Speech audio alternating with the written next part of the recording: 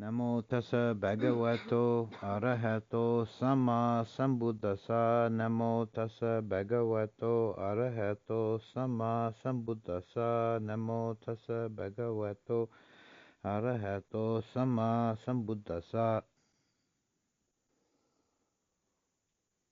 One of the phrases that Ajahn Chah was famous for, that he would say in many different circumstances, was the Thai Mai Na, which is difficult to translate.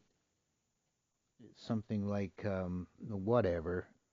You know, it's, meaning is that can't count on anything. Everything is uncertain, and any change of circumstances, instead of getting into a panic about it, the attitude is my nah, whatever.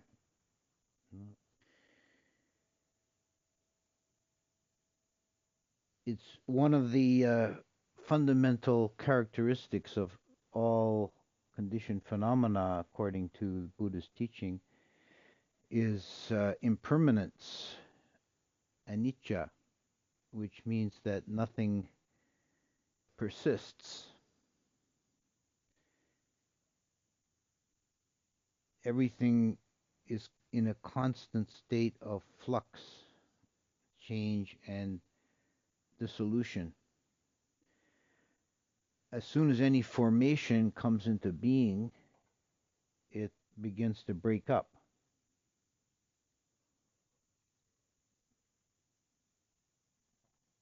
We talk about the phenomena of the world in terms of sankharas, which means compounded thing, built up.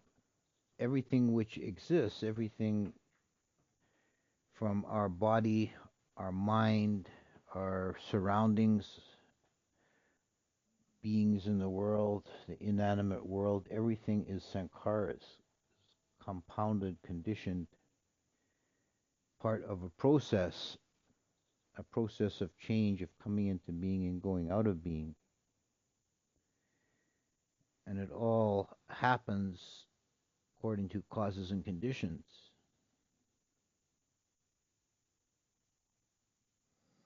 And any sankhara is a momentary combination of factors that come together to create this particular phenomena.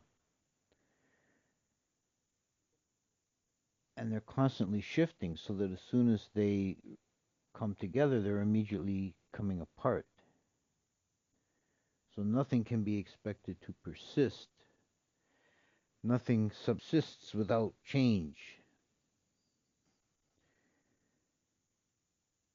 For us as human beings, we often experience the inevitable reality of change as suffering. Conditions were such and so, and now they're not, and we suffer on account of that. But properly understood, the suffering does not come from the fact of change itself. The suffering comes from the attachment in the mind to wanting conditions to be stable. And that's something that cannot, in any circumstances, be had. We can struggle as much as we want to try and keep things from changing, but in the end, we always will lose that struggle. Things will change, things will be different.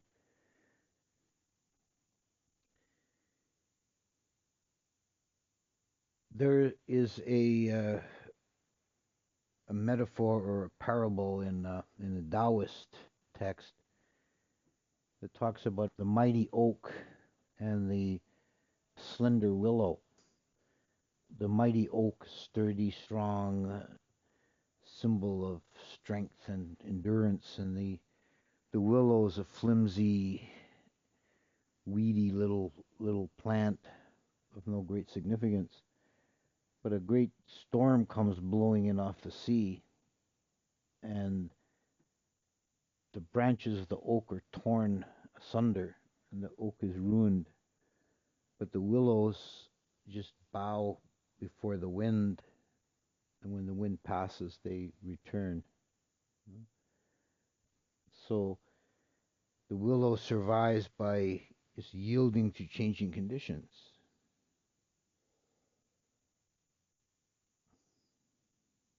So we make peace, inner peace for ourselves, not by struggling to resist things as they actually are, but becoming at peace with change and instability. Things are just as they are, and they're not the same at this moment as they were in the last moment. And there's nothing we can do about that. So we have to learn to just be at peace in changing conditions. This is the quality of equanimity, upekkha. Equanimity is an evenness of mind, a non-reactive state of mind, so that things are as they are, just so, whether they're pleasant or unpleasant, the mind is on an even keel. It's not disturbed.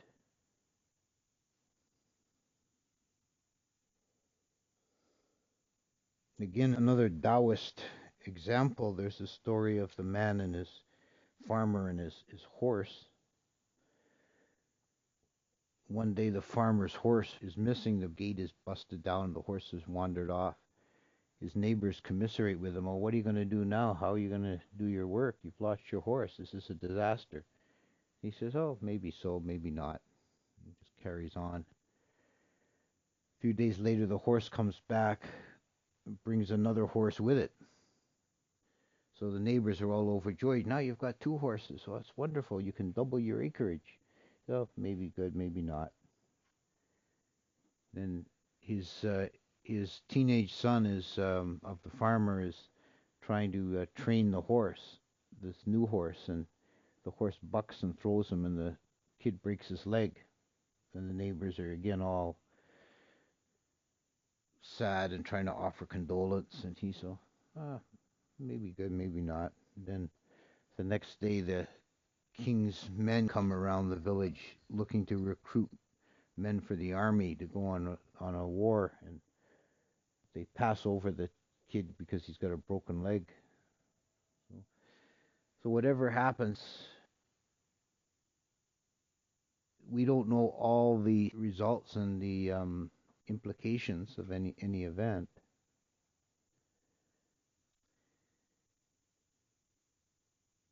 And it's best to be able to just keep that even keel of the mind, of Mai Na. You know, this is just as it is.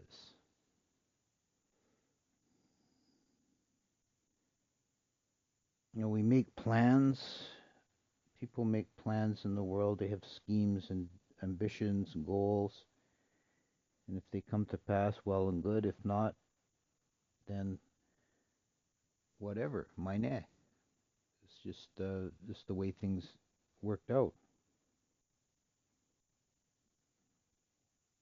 And the suffering comes from not accepting this fundamental law of impermanence and uncertainty, the indeterminacy of things.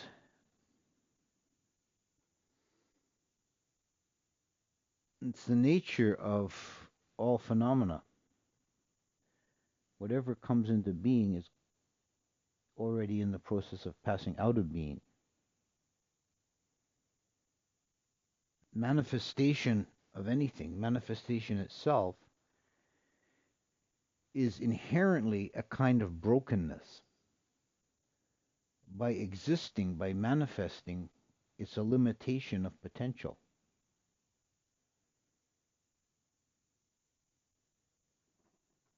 The unmanifest, the full void, the emptiness is unlimited potential. It's like you've got a blank piece of paper in front of you. Now, that could be the first page of the works of a literary Shakespeare. But as soon as you start writing on it, well, then it becomes next week's laundry list. So anything then that's manifest is a limitation. It's a fragment. It's like a shard. And it's inherently going to be imperfect by its nature. This is another of the characteristics of all phenomena, which is dukkha. It's the unsatisfactory nature, the imperfect nature.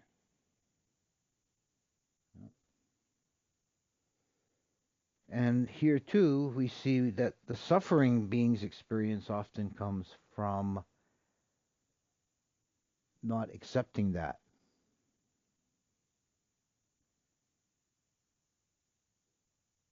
We want things to be perfect, and they never are. They're always inherently imperfect, conditional, provisional, flawed in some way. And instead of being with things as they are, the mind revolts against it and suffers. And we can't make things stable. We cannot make them permanent. It's not possible in the nature of things.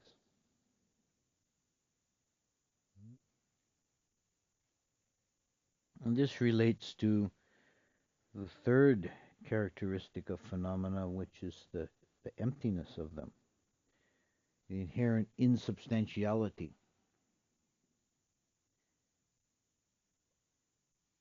Everything that exists, being impermanent and imperfect, is also without a substance.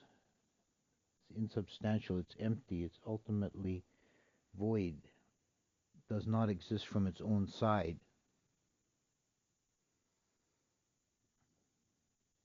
There's just a play of forces, of cause and effect.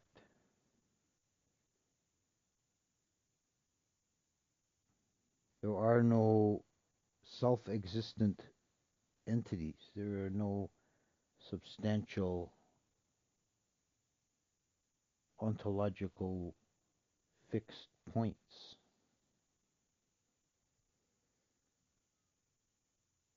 Accepting the reality of these things already makes life easier and better, with a diminution of suffering.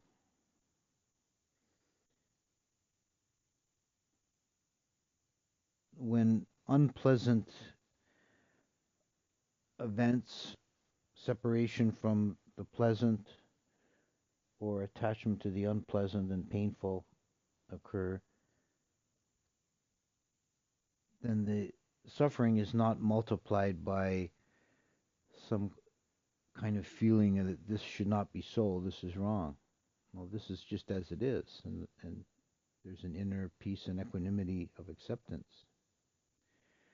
But likewise, when life gives us pleasant occurrences, when we enjoy pleasurable contact, pleasurable experience, then we can enjoy it fully in the moment, because we don't have the false expectation that it's going to be permanent, that it's going to last, or that it will be perfect. It's just as it is.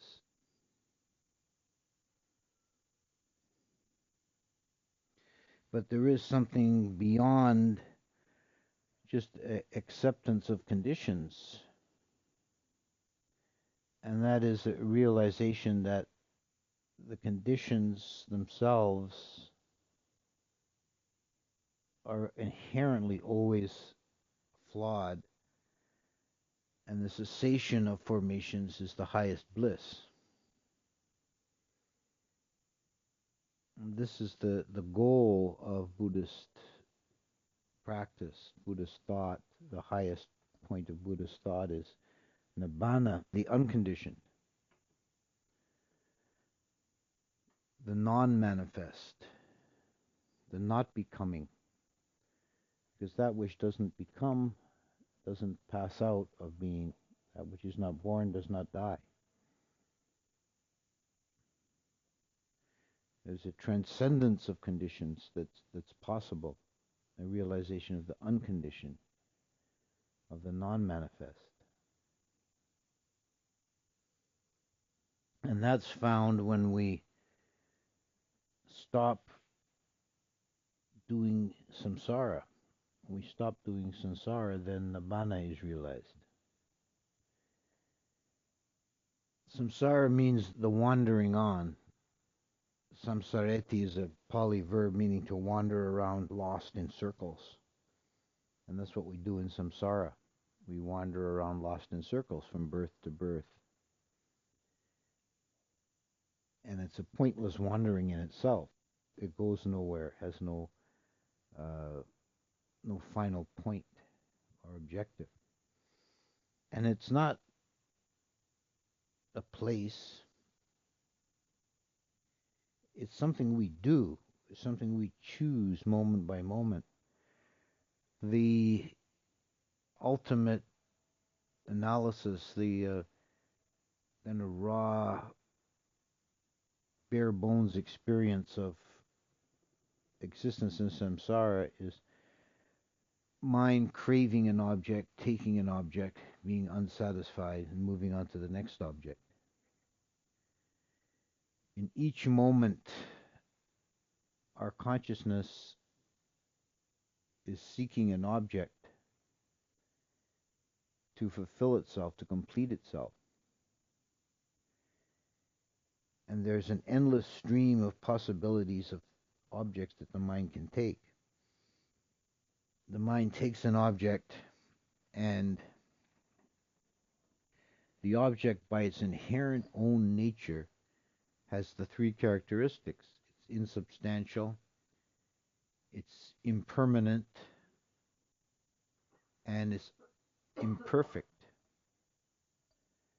It's a little broken fragment of reality. And the mind is then left unsatisfied and wanting more and goes on to the next object. And this is a process we've been doing throughout our lives and for many, many lifetimes before without cease. It's the root addiction. It's the fundamental mistake the mind has been making. And it is possible to not do that.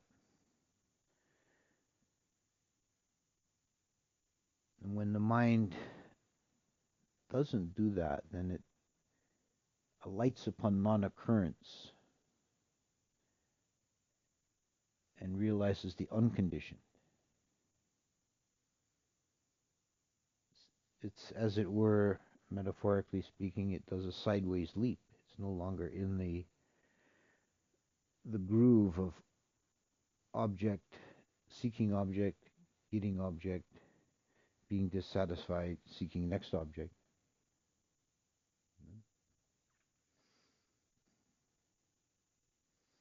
Now, it's possible to not do that, but being possible, it's not easy, because this is a very deep-rooted habit of mind, and the mind really cannot imagine another possibility. The unconditioned can't be understood with the rational mind. It can't be visualized or described before it is perceived.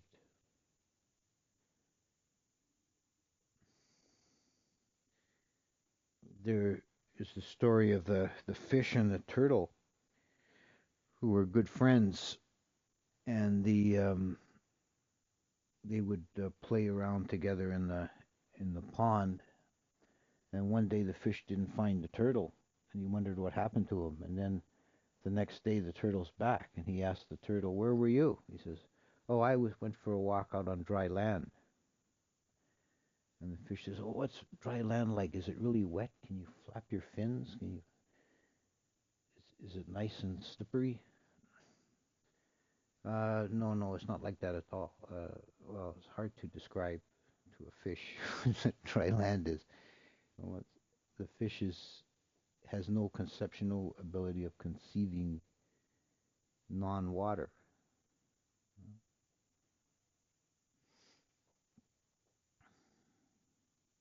So we can't really talk about what nibbana or the unconditioned is, but there is a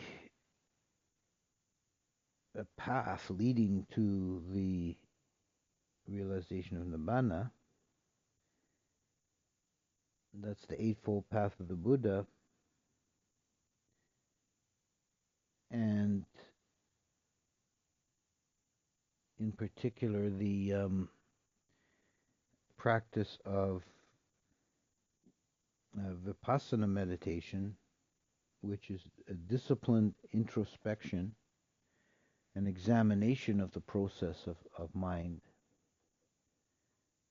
watching the process that we spoke about of mind taking an object and making that conscious, peacefully watching that. And what happens when you do that, if you do that long enough, persistently enough, and with enough clarity, is the process begins to lose its appeal. The mind, the ordinary mind, reacts to the objects with either fear or fascination, and this keeps it in a state of constant turmoil. But if the objects are seen clearly, methodically, and with profound equanimity, with a non-disturbance of mind, then the underlying passion for the objects begins to wane and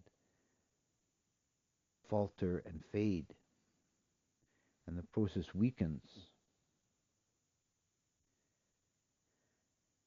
And this allows the mind to make that jump, that alighting upon non-occurrence. And then the mind is freed from conditions.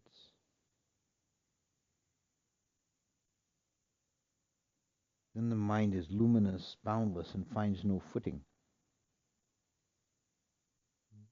It's not based on anything.